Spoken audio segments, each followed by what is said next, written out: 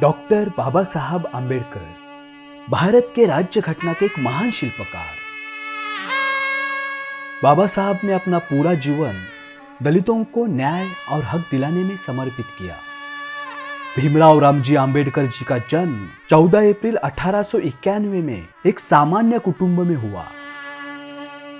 उन्होंने अपना प्राथमिक शिक्षण गांव में किया और उसके बाद आगे की पढ़ाई के लिए वह अपने परिवार के साथ बंबई आ गए। बंबई में स्थित एल्फिस्टन कॉलेज में अपना उच्च शिक्षण पूर्ण किया। आगे जाकर उन्होंने न्यूयॉर्क स्थित कोलंबिया यूनिवर्सिटी में अर्थशास्त्र में एमए की पदवी ली और फिर डॉक्टरेट भी किया।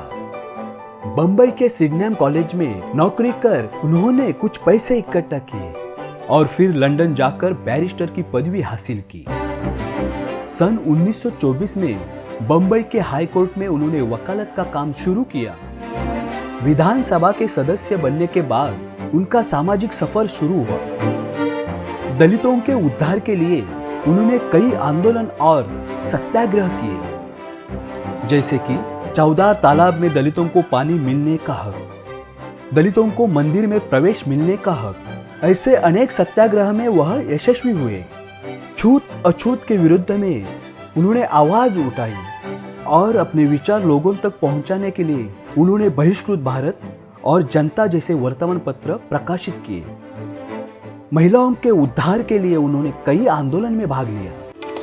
बाबा साहब को किताबें पढ़ने का बहुत शौक था। उन्होंने करीब करीब 11 ग्रंथ लिखे। डॉक्टर आंबेडकर ने गोलमेज परिषद में प्रतिनिधित्व किया।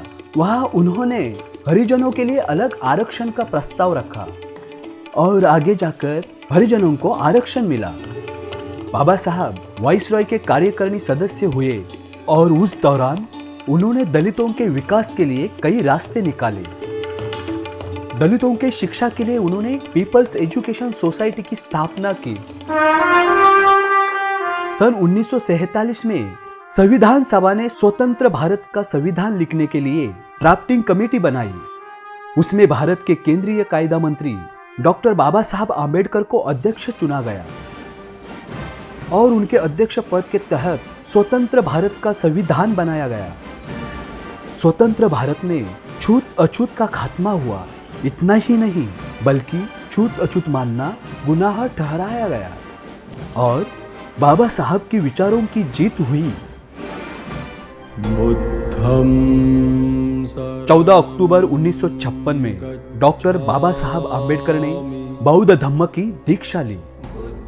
बाबा साहब ने दलितों के और देश के विकास के लिए काफी संघर्ष किया और अंत में 6 दिसंबर 1956 का वो काला दिन जब समय ने हमारे प्यारे बाबा को उम्र के 65वें साल में हमसे छीन लिया। बंबई में अपने बाबा को अंतिम प्रणाम देने के लिए जनसैलाब उमड़ पड़ा। दलितों के गरीबों के बाबा चल पड़े थे महानिर्वाण की तरफ। बुद्धम शरणम गच्छामि, धम्मम शरणम गच्छामि। आज भी भारत के कोने कोने से लोग बंबई में स्थित बाबा की चैत्य भूमि पर बड़े तादाद में आते हैं और उनका स्मरण करके उनको श्रद्धांजलि अर्पण करते हैं। बाबा साहब ने दलितों के लिए जो किया वो किसी भगवान से कम नहीं था। वो हमेशा हमारे दिल में रहेंगे। हमारी और आने वाली अनेक पीढ़ियां बाबा साहब के विचारों को हमेशा जीवित रखेगी, इसमें कोई शक नहीं।